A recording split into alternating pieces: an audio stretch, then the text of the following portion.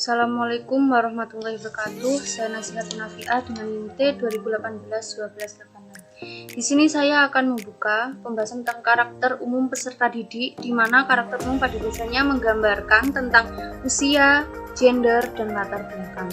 Pada tahap usia ini dibagi beberapa aspek. Yang pertama yaitu aspek fisik, aspek intelektual, aspek sosial, aspek psikososial, dan yang terakhir yaitu aspek perspektif kognitif.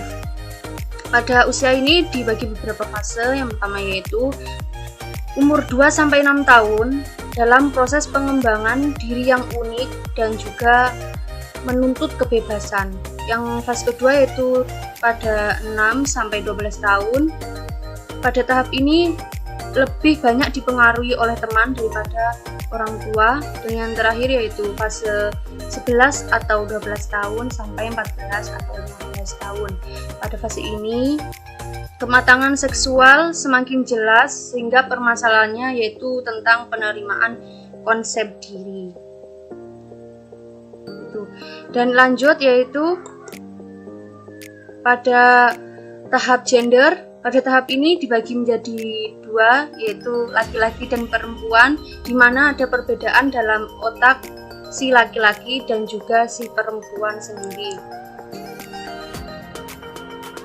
Perlu diperhatikan oleh seorang guru. Kita lanjut ke pembahasan kedua, yaitu bakat. Yang pertama itu bakat mengandung makna kemampuan bawaan yang merupakan potensi yang masih perlu dikembangkan agar dapat terwujud. Dibagi menjadi bakat umum dan bakat khusus. Bakat umum ini misalnya seperti intelektual secara umum, dan bakat khusus seperti akademik, sosial, dan seni kinestik. Faktor yang mengembangkan bakat yaitu yang pertama yaitu faktor dari bawaan, yang kedua faktor dari kepribadian, dan yang terakhir yaitu faktor dari lingkungan. Kita lanjut pengertian minat, yaitu salah satu faktor psikis yang membantu dan mendorong individu dalam memberikan rangsangan terhadap suatu kegiatan. Dalam suatu kelas, siswa memiliki bermacam-macam tingkatan minat belajar. Ada siswa yang memiliki minat belajar yang tinggi, sedang, dan rendah. Faktor yang mempengaruhi minat ini ada faktor internal dan faktor eksternal. Faktor internal ini ada dengan pemusatan motivasi, dan yang eksternal ada dengan situasi belajar, bahan ajar, maupun guru yang ada. Sekian presentasi dari saya, akan dilanjutkan oleh teman saya. Dan kita lanjut ke latar belakang. Yang pertama yaitu ada budaya, etnis, dan ras. Pada tahap ini, guru harus menganalisis dulu budaya, etnis, dan ras, sehingga nanti pendidik harus mengembangkan kondisi kelas dan strategi pembelajaran yang dapat merespon keragaman kebutuhan siswa itu sendiri. Assalamualaikum warahmatullahi wabarakatuh. Saya Nurtalibana, NIM 2018-1271. Di sini saya akan menjelaskan sedikit dari motivasi peserta didik dan inteligensi peserta didik. Pertama, apa saja sih motivasi peserta didik? Sebelumnya itu kita harus mengerti dulu nih apa arti dari motivasi.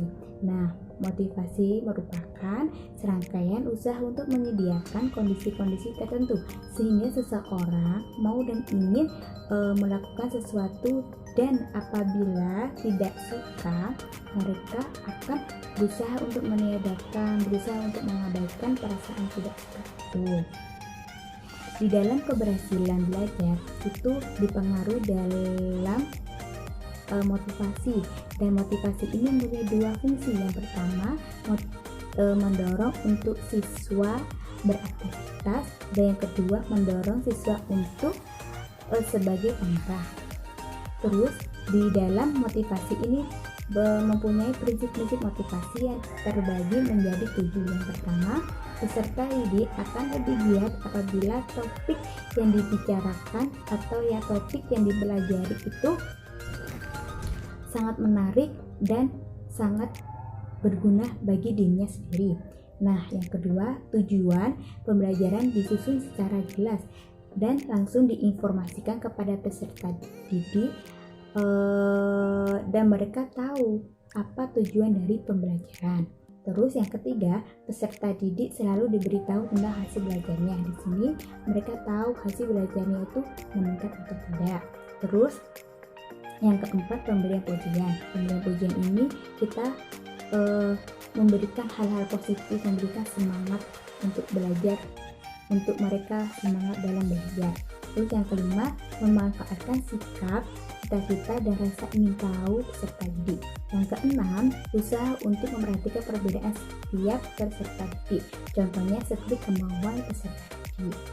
Yang ketujuh, usaha untuk memenuhi kebutuhan peserta didik dengan selalu memperhatikan mereka dan mengatur pengalaman belajar mereka dengan hal yang baik agar siswa memiliki kepuasan dan penghargaan yang baik, dan mereka selalu mengarahkan pengalaman belajarnya ke arah keberhasilan sehingga memiliki kepercayaan diri dan tercapainya prestasi belajar mereka.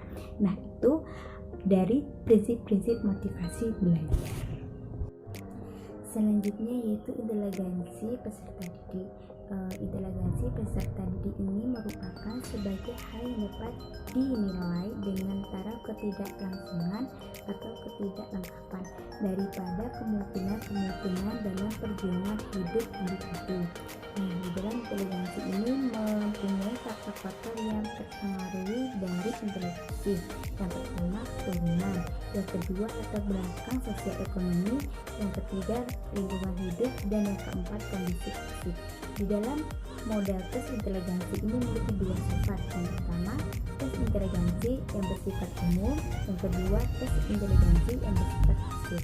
Demikian dari saya. Terima kasih. Selamat. Oke kawan, selanjutnya saya akan menjelaskan gaya belajar. Nah, gaya belajar siswa ini bermacam-macam dan juga bervariasi. Nah, maksud gaya belajar yaitu bagaimana seorang siswa menganalisa apa yang disampaikan oleh seorang pengajar. Nah, gaya belajar sendiri yaitu cara untuk menerima, mengolah, dan juga menganalisis ketika pembelajaran. Secara garis besar, gaya belajar ini ada 3, yaitu secara visual, audio, dan juga audiovisual. Visual maksudnya adalah gaya belajar yang digunakan oleh siswa dengan menekankan ia belajar secara indera mata ataupun apa yang dilihat, belajar dengan apa yang dilihatnya. Yang kedua yaitu audio. Maksudnya adalah gaya belajar yang menggunakan suara ataupun apa yang didengarkan oleh siswa ini untuk belajar ataupun untuk menambah pengetahuan, itu dengan pendengaran. Nah, yang terakhir yaitu audiovisual, itu berupa gaya belajar siswa dengan cara menggabungkan antara suara ataupun audio dan juga visual ataupun berupa gambar itu menjadi satu. Jadi audiovisual digunakan oleh siswa itu belajar dengan gambar ataupun sesuatu yang bergerak ataupun sesuatu dengan cara melihat dan juga mendengarkan. Nah, itu tadi tentang gaya belajar. Oke. Selanjutnya kita akan membahas tentang analisis kemampuan awal belajar. Kenapa kok harus kita melakukan analisis kemampuan awal belajar ini? Karena untuk merencanakan pembelajaran yang strategis ataupun untuk mencapai tujuan agar pembelajaran itu sesuai dengan hasil yang maksimal, alangkah perlu kita melakukan analisis terlebih dahulu, yaitu analisis kemampuan awal belajar siswa. Ada 3 langkah yang perlu dilakukan oleh guru, ya khususnya guru, itu untuk melakukan analisis agar bisa mengetahui karakteristik siswanya. Di sini ada 3 langkah. Yang pertama yaitu melakukan pengamatan. Melakukan pengamatan secara langsung berupa observasi ataupun kita melakukan wawancara dan juga misalkan kita bisa melakukannya dengan memberikan tes berupa tulisan. Nah, yang kedua yaitu tabulasi karakteristik. Maksudnya tabulasi karakteristik ini adalah